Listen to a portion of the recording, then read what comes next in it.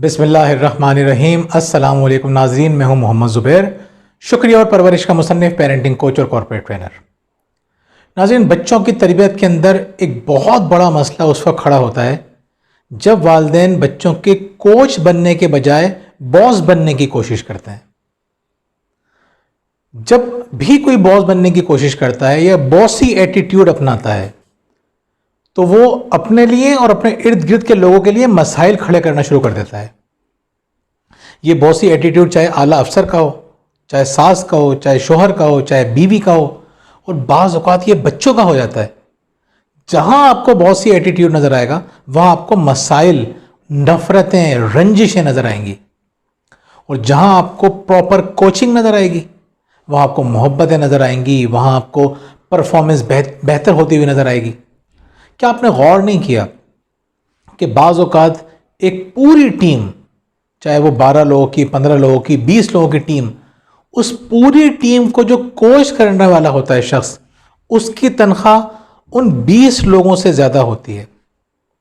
क्या आपने गौर नहीं किया? आपने मुख्तलिफ टीमें देखी हैं, आपने गौर नहीं किया कि कोचिंग के लिए बाहर से लोगों को बुलाया जाता है? यही होता है ऑफिस में, यही होता है स्पोर्ट्स में, यही होता है, क्योंकि कोच करना एक तरह की सलाहियत है। जिन लोगों में सलाहियत होती है वो अपनी टीम को बहुत बेहतर अंदाज से आगे लेकर जाते हैं। अच्छा, कोच जो होता है, वालिदैन भी बच्चों के कोच होते हैं, अगर वो ये बात समझना शुरू कर दें कि हम कोच हैं। और अगर वो कोच नहीं बनेंगे तो बच्चे भी परेशान रहेंगे, वो भी परेशान रहेंगे। नाज़रीन, आप लोगों का काम ये नहीं है कि बच्चों की खामियां निकालते रहें, गलतियां दुरुस्त करते रहें, उनके पीछे भागते रहें। आपका काम यह है कि बच्चों की शख्सियत को बेहतर करना, किरदार को बेहतर करना, उनकी कारकर्दगी को बेहतर करना। एक बॉस क्या कर रहा होता है? वो उनके पीछे भाग रहा होता है, उन पर नज़र रख के बैठा हुआ होता है। एक कोच क्या कर रहा होता है? वो ऐसे सिस्टम बना रहा होता है, ऐसे काम कर रहा होता है कि वो गलतियां बार बार हो ही नहीं रही होती। आप चाहे कितने अच्छे सिस्टम बना दें, गलतियां होंगी। लेकिन देखें, गलतियां होना, एक तो ये होता है कि अच्छा कोच कोशिश करता है कि गलतियां कम से कम हो, दूसरी उसकी कोशिश ये होती है कि गलतियां रिपीट ना हो। आपने मोमिन की मिसाल नहीं सुनी? क्या होती है मोमिन की मिसाल? क्या है कि मोमिन एक सुराख से 2 दफ़ा नहीं डसा जाता। यानी मोमिन क्या करता है? मोमिन ये बात जानता है, मोमिन के बारे में कहते हैं कि मोमिन भोला तो होता है, मासूम तो होता है, लेकिन बेवकूफ़ नहीं होता। यानी अच्छा जो कोच होता है वो मदद करने वाला होता है, वो इज्जत करने वाला होता है, वो उनकी सलाहियतों को निखारने वाला होता है, और वो पुरजोश होता है। मुरझाए हुए, बुझे बुझे, परेशान परेशान रहने वाले कोच नहीं हो सकते, अच्छे कोच नहीं हो सकते। अच्छा कोच तो वो होता है जिसके अंदर जोश व वलवला भरा हुआ होता है। तो आप अगर ये समझते हैं कि आपको अपने बच्चों की अच्छी परवरिश करनी है, आपको उनका कोच बनना है, और बॉस क्या कर रहा होता है? बॉस हमेशा सर पकड़ के बैठा रहता है, परेशान रहता है, खुद भी परेशान रहता है, दूसरों को भी परेशान करता रहता है, पीछे पीछे भागता रहता है। कोच ये नहीं करता। कोच में इतनी एनर्जी होती है, वो पॉजिटिव होता है, उनको सिस्टम बना बना के देता रहता है, और वो उसके ऊपर चल के बेहतर से बेहतर होना शुरू हो जाता है। लेकिन इसका मतलब ये नहीं है कि आप बच्चों के बड़ी बन जाएं, बच्चों के बेतकल्लुफ़ दोस्त बन जाएं, बच्चे इस बात का ख्याल ही ना करें कि हमारे वालिदैन हमसे कुछ कह रहे हैं, कुछ डिमांड कर रहे हैं, हमें कुछ समझा रहे हैं, वो बिल्कुल मजाक में बातों को उड़ा दें। ऐसा नहीं है। जब आप कोच बनते हैं तो आपकी स्ट्रेंथ में मुसलसल इजाफा होना शुरू हो जाता है। तो नाज़रीन, कुछ ख़ास बातें होती हैं जिनका ख्याल रखता है एक कोच। आज हम उन 3 बातों का ख़ास तौर पर ख्याल रखेंगे, और आने वाली वीडियोज़ में हम आपको बताएंगे कि किस तरह आप अपने बच्चों की शानदार कोचिंग कर सकते हैं। क्योंकि कोचिंग एक बहुत बड़ा सब्जेक्ट है।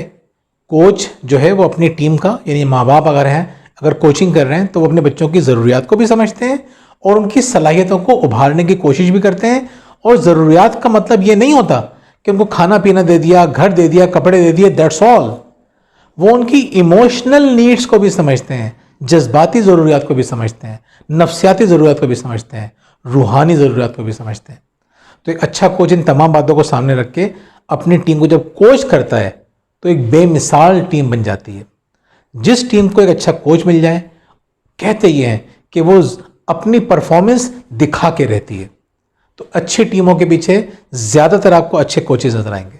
बच्चों की तरबियत में जो हमें सबसे बड़ी परेशानी नज़र आती है, हम जो देखते हैं सबसे ज़्यादा कमी नज़र आती है, वो किस बात की होती है?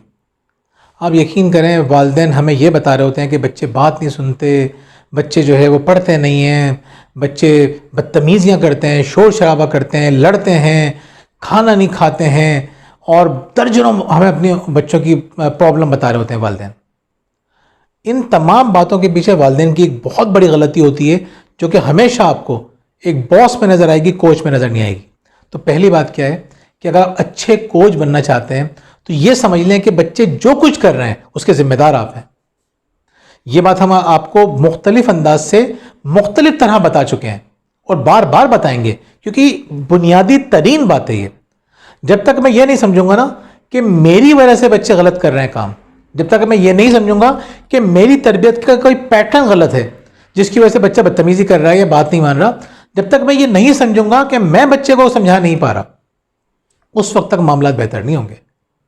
मतलब वालिदैन, स्कूल के जो टीचर्स हैं वो वालिदैन को बुला के कहते हैं कि आपका बच्चा देखें ये पढ़ता नहीं है, ये नहीं करता और उसका रिजल्ट ख़राब हो रहा है। मैं अगर कभी किसी स्कूल में जाता हूँ अपने बच्चों के स्कूल में, और अगर मुझसे वो ये कहते हैं कि देखें आपकी बेटी की परफॉर्मेंस ख़राब है या आपका बच्चा सही नहीं पढ़ रहा, तो मैं उनसे सवाल करता हूँ कि ये तो सवाल मुझे आपसे करना चाहिए ना कि बच्ची की परफॉर्मेंस क्यों ख़राब हो रही है। हम उसको रोज़ाना स्कूल भेज रहे हैं, हम उसको घर में जो आप काम देती हैं असाइनमेंट वो करवा रहे हैं, तो फिर तो ये तो हमें शिकायत करना चाहिए आपसे कि रोज़ाना 6 घंटे एक बच्चा आपके पास आ रहा है, तो जिम्मेदार बच्चा है या आप हैं? आप बच्चे को नहीं पढ़ा पा रहे तो इसका जिम्मेदार बच्चा है या आप जिम्मेदार हैं? अगर आपसे बच्चा हैंडल नहीं हो रहा तो इसका जिम्मेदार बच्चा है या आप हैं? नाज़रीन, टीचर जिम्मेदार होते हैं, इसी तरह घरों के अंदर वालिदैन जिम्मेदार होते हैं। कोच की सबसे बुनियादी खूबी ये होती है कि वो जिम्मेदारी कबूल करता है। वो कहता है नहीं, मुझे अपनी टीम को बनाना है और टीम अगर नहीं बनेगी तो मैं जिम्मेदार हूं। टीम के अंदर जज्बा पैदा करना, इंटरेस्ट पैदा करना, सलाहियतें पैदा करना, ये सारा मेरा काम है। हाँ, उसके इख्तियार होता है कि वो किसको सिलेक्ट करे, किसको कौन सा नंबर दे, वगैरह वगैरह। लेकिन कोचिंग जब वो करने निकला है तो ख़राब परफॉर्मेंस की जिम्मेदारी कोच लेता है। दूसरी बात यह है कि आपके हाँ का मतलब हाँ और ना का मतलब ना होना चाहिए। इसको दूसरे अल्फाज में समझ लीजिए, बच्चे को भी जिम्मेदारी लेने वाला बनाइए। यानी वो आपकी बात समझे और उस पर अमल करे, यह आपको सोचना चाहिए कि मुझे ये काम कैसे करना है। अगर आपने अपने बच्चे को किसी काम से मना कर दिया ना, तो उसको मना करने का मतलब है मना करना, फिर आपको कमज़ोर नहीं पड़ जाना चाहिए। आपने बच्चे से कहा कि तुम्हें 2 बजे से 3 बजे तक पढ़ना है, तो उसको पढ़ना है। वो अगर नहीं पढ़ने बैठा तो यू आर रिस्पॉन्सिबल। तो उसको आहिस्ता आहिस्ता क्या करें, रूटीन में लेकर आएँ और उसको भी जिम्मेदारी लेने वाला बनाएं। आप लेकिन किसी काम की इंस्ट्रक्शन देते हुए आपको पता होना चाहिए कि आप हाँ कह रहे हैं तो क्यों कह रहे हैं, ना कह रहे हैं तो क्यों कह रहे हैं। बच्चा कोई चीज़ मांग रहा है, बच्चा कह रहा है मुझे पिकनिक पे जाना है, आपने कह दिया आप पिकनिक पर नहीं जाएंगे अपने स्कूल के साथ, मिसाल के तौर पे। तो अगर जब आप मना कर रहे थे ना, तो आपके दिमाग में सॉलिड रीज़न होना चाहिए कि मैं नहीं भेजूंगा या नहीं भेजूंगी। ऐसा ना हो कि बच्चे ने थोड़ा सा रोना शुरू किया कि मेरे दोस्त भी जा रहे हैं वगैरह वगैरह, आपने फ़ौरन सरेंडर कर दिया। तो ये बातें तो आपको पहले पता होना चाहिए थी ना कि बच्चा क्या रिएक्शन दिखाएगा आपको। दूसरी बात ये कि अगर आप पिकनिक पे जाने से मना कर रहे थे तो आपको पता होना चाहिए था ना कि आप क्यों मना कर रहे हैं, या बस आपने जज्बात में कह दिया कि नहीं।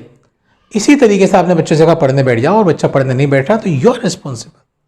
आपके हाँ, आपने कहा कि ये काम नहीं करोगे तो आपको ये चीज़ नहीं मिलेगी, आपको मोबाइल नहीं मिलेगा, आपको चीज़ नहीं मिलेगी, आपको एक गिफ्ट नहीं मिलेगा। नहीं का मतलब नहीं है। और अगर आपने कहा कि आपको मिलेगा तो इसके हाँ का मतलब हाँ है। आपने जो कमिटमेंट कर ली वो आपको पूरी करनी है। मतलब कमिटमेंट बहुत इंपॉर्टेंट है, बच्चा वरना आपको सीरियस ही नहीं लेगा। आपके हाँ का मतलब हाँ और ना का मतलब ना उस वक्त होगा जब आप कमिटमेंट पूरे करने के आदी हो जाएंगे। तो आहिस्ता आहिस्ता बच्चा कहेगा नहीं, मेरे माँ बाप जो कहते हैं वो करते हैं। तीसरी बात ये कि जो बॉस होता है ना, वो ऑर्डर देके कहता है अब काम हो जाएगा। कोच ये नहीं करता। कोच क्या करता है, कोच काम देने के बाद वो उनके साथ लग जाता है काम करवाने में। यानी ऐसा नहीं है कि इंस्ट्रक्शन देके वो खामोशी से इंतजार करेगा कि रिजल्ट कब आता है। और आमतौर पर इसका नतीजा क्या निकलता है, लोग एंड में रिजल्ट के टाइम पे एक्सक्यूजेस लेके आते हैं कि भाई ये वजह थी इसलिए काम नहीं हो सका, ये सही तरह नहीं हो सका। कोच क्या होता है, कोच उनके साथ लगा हुआ होता है, अपनी प्रेजेंस का एहसास दिलाता है। अब देखें, एक खातून ने मुझे कॉल करके बताया कि वो अपने बेटे को पढ़ा रही थी कि वो पढ़ता ही नहीं है। मैं उसको 2 घंटे तक बिठा के पढ़ाती रही, उसने आधा सफ़ा भी लिख के नहीं दिया। तो मैंने कहा 2 घंटे तक कर क्या रही थी? अगर आप अपने सामने बच्चे को बिठाती हैं और उसके साथ कहती हैं लिखो, तो 10 मिनट के अंदर वो आधा सफ़ा लिख लेता या 5 मिनट में लिख देता। लेकिन इसका मतलब ये कि आप भी बस कह के इधर उधर घूमने चले गई, वही बॉसी एटीट्यूड। कोच क्या करता है? कोच बिठाता है, समझाता है, गाइड करता है, आधा सफ़ा करवा दिया, फिर उसका बेटा आधा तुम करो, लेकिन इस दौरान भी वो नज़र रखता है, टीम को शुरू में वो सिखाता है, ट्रेन करता है। नाज़रीन, इन 3 बातों का अगर आप ख्याल रख लें तो आप अच्छी कोचिंग की बुनियाद रख सकते हैं। अगर इन 3 बातों का ख्याल नहीं रखेंगे, यकीन करें आप अपने बच्चों की वजह से बहुत ज़्यादा परेशान रहेंगे, हमेशा परेशान रहेंगे। अच्छे कोच में और भी खूबियाँ होती हैं, उन खूबियों का हम जिक्र करेंगे इंशाल्लाह अपनी अगली वीडियोस के अंदर। हम तकरीबन 20 खूबियों का जिक्र करेंगे जो अच्छे कोच में यानी अच्छे माँ बाप के अंदर होती हैं। उन बातों का ख्याल रख के अपने बच्चों की मुसलसल अच्छी पेरेंटिंग कर सकते हैं। आप ये सोचिए कि आपके बच्चे के अंदर या आपके अंदर, आपकी शख्सियत के अंदर बेपनाह रंग है, हर रंग के ऊपर मेहनत करने की ज़रूरत है। सारी ज़िंदगी भी अपने ऊपर मेहनत करते रहेंगे ना, फिर भी आपको एहसास होगा कि बहुत काम बाकी है। लेकिन जितना काम करते रहेंगे आपकी ज़िंदगी हल्की होना शुरू हो जाएगी, ज़िंदगी में खूबसूरती आना शुरू हो जाएगी, लाइट लताफत आने लगेगी, मज़ा आने लगेगा। जितना अपने ऊपर काम करेंगे ज़िंदगी पहले से बेहतर होगी। इन बातों को ख्याल रखिए, आप खुद देखेंगे कि ज़िंदगी आपकी और आपके बच्चों की दिन ब दिन बेहतर हो रही है। बहुत बहुत शुक्रिया।